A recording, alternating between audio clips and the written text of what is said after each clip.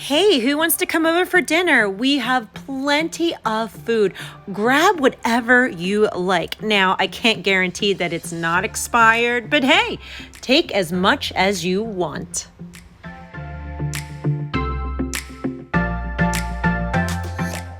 Now it's time to get back into this kitchen and finish our spring cleaning in this room. And we've done a lot in here. We've cleaned it up, we decluttered a lot of things, but there's still something that we need to declutter, and that is the pantry. My hubby made this for me back in 2018. And though I love it and it stores all the food, there's so much stuff in here that I don't even know what is in here anymore. It's kind of become a hoarded hot mess. It's disorganized, and it's time to get in here, declutter it, pull everything out of it, and organize it so that I know what we have to make it easier for cooking and sending snacks to school. And I have to admit, I'm a little intimidated by organizing all of this because look, I'm a hoarder recovering in her hoarding disorder. I've gotten good at decluttering, but I'm still learning how to organize. I'm still putting these skills into place, but that's okay. We're just gonna dive right in because the first thing I noticed is that I have multiples of things that we eat a lot. And I just go to the store and just pick it up without realizing that I already have it at home. So that's why it's important to just try and start to organize. And I have a feeling I'm going to be finding a lot of expired food because this expired in 2019. And even over here, this applesauce, it's not even that yellowy color. It's like a brownish color because it expired in 2018. And by going through everything, it is also making me aware of, man, we eat a lot of junk food, don't we? There's some healthy things that's mixed in with all of the chips, but it's something to be mindful of because right now we're focusing on decluttering it, and as I go shopping in the future, I'll have to make sure that I add a little more healthier options for us to choose from. And now we're making some progress as we emptied out this side of the pantry, but now we gotta start working on here, right? It's all about just taking the next step. Once you take the first step, you can easily start to the next step. And something that I'm starting to realize also is that I think the pandemic may have triggered some of this. Remember last year when there was like no food on the shelves and it was kind of scary? Well, whenever there was an opportunity, I would grab pasta and sauce because it lasted a really long time. So I think subconsciously, I kind of hoarded away a lot more food last year than I ever did before because I felt the need to hold on to it in case the supermarkets were empty because we never experienced that before. We never experienced empty shelves in the supermarket.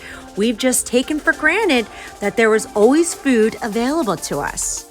And that's why some people struggle with hoarding disorder because it's our coping mechanism for our fears, our anxiety, our depression. It's how we're able to function. But actually, there are ways to heal from that vice and start to have healthier coping mechanisms to deal with those emotions. And we finally pulled everything out of that pantry cabinet, laid it all out KonMari style on the floor. That way I can get a visual of what we have. And man, do we have a lot of it. That is an overwhelming amount of food for a family of 4. And it just emphasizes the need to have it organized. Now, this is going to be part of the video where I do it a little differently than Marie Kondo. I don't start picking out what sparks joy because with hoarding, a lot of things spark joy for me. No, I have to start with what doesn't spark joy. What can I declutter easily? That way I can get that decluttering momentum going. And when it comes to food, I can easily start to let go of things that are expired, things that are stale, things that I know we're not going to eat, because I just struggle with hoarding disorder and not squalling disorder. Squalling disorder is a little different. Those are the people who hold on to the rotting food, the dirty diapers, the blatant trash. Now, I don't have that. That is a separate disorder. The show Hoarders always shows you level 5 hoarders with squalling disorder. Now, on that note, everyone who has squalling disorder also has hoarding disorder. But not everyone who has hoarding disorder, like myself, has squalor disorder. And that's why letting go of the expired or even rotting food is very easy for me to let go of. All right, so I'm pausing because I'm feeling a lot of emotions right now. What I'm really feeling is a lot of guilt, like a lot of guilt. I'm throwing away, it feels like more than half of this food because it's expired, we didn't use it, it's stale, and it's because I didn't organize it, and it just feels really guilty right now, and I'm trying to change my energy around because I feel I'm getting that ashamed feeling, like showing you guys, God, look at all this food that was wasted. There's people starving that I could have used that money and bought that food to give a family a meal, but instead my disorganized brain just let it rot in the pantry, and I don't want to feel like that. I need to turn this energy around so that it's becoming positive again. And I think what I'm going to do is every month I like to donate to a charity, and using my Google ad revenue. So I think what I'm going to do is maybe I'll make like $100 donation to like the local food pantry. That way, at least I can make this and turn this around into like a positive thing again. So over here is the food that we are keeping. It's still good. It's not stale. We'll eat it, so I have to organize it so that we can make family meals out of it. Now this over here, this big pile is the tossy pile. This is what is getting decluttered this episode. And a lot of it is expired, but some of it is still good. I just know that we're not going to eat it, so I'm going to make sure that I donate it and bless somebody else with this food. Now that the pile of what we're keeping was a lot smaller, it was a lot easier for me to start to visualize how am I going to categorize this. Now, I went to Bed Bath & Beyond with my 20% coupons, but I was still a little shocked on how expensive pantry organizational bins are, even with my coupons. So I only picked out a few pieces. And the rest, I just used some hoarded organizational pieces that I had squirreled away. And these were actually from Dollar Tree, and I'm glad that I picked them up when I did. And now it's time to give these shelves a really good wipe down. They are very deep, and I remember one of my amazing subscribers had suggested you really should install pull-out drawers in your pantry, which is a wonderful idea. But unfortunately, hubby's been working so much overtime that he didn't have time to do it. So we're going to have to work with what we have. Now these bins right here, they are 16 inches. Here is the basket that we got from Target. Now it has that Y hook, and I really want to label it. So what I decided to do was I decided to go into the laundry room and grab stuff that I had. I already had this twine. That was from Dollar Tree. I also already have a glue gun. And in this basket up here, I had labels that I had bought from Michael's before. So since my label maker stickers isn't going to stick to that Y basket, this was the best way I could think of labeling it.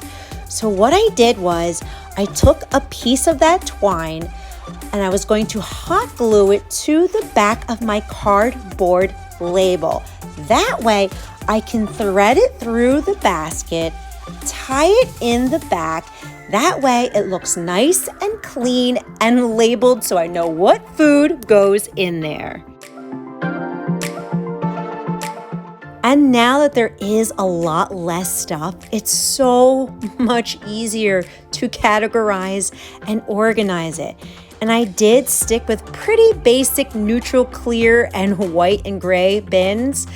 And because it was so deep, I had to double up on some of the bins. That way I can use more of the space and pull it out a lot easier.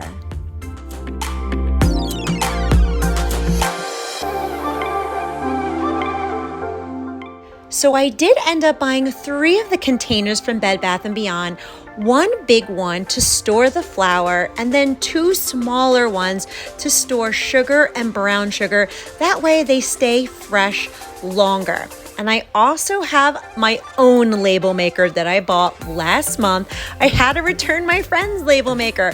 And I know this will be a really good investment because now that we have decluttered so much that we're in the organizing stage, I get to label everything, and it does look so much better once everything is labeled.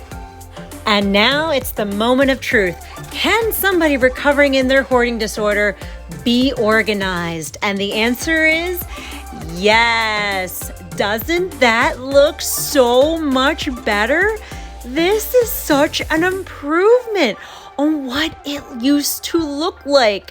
Up here, I have dry foods, and behind it, I have pasta. Now, I labeled it to what was in front on the top and what was in the back on the bottom. That way, I knew what was in the containers. This over here, of course, we have cans and soup, fruits and nuts, and condiments. And I love how this turned out. On the bottom, I organized the snacks and the chips like this because this bar that's in the middle kind of takes a lot of room. So I put the smaller chip basket in the back, and over here is where I have snacks like crackers and cookies and granola. On this side, this is all the baking stuff. I have a lot of baking ingredients, and now it's all together so that I can clearly see it. And I wanted to show you how easy these bins slide out. That way you can get to the stuff in the back. It's a great temporary fix until hubby can install those drawers, because organizing is always evolving. It's always changing. It's always figuring out, hey, how can we make this a little better? But overall, I absolutely love how this came out, and it's 100% better than what it used to be.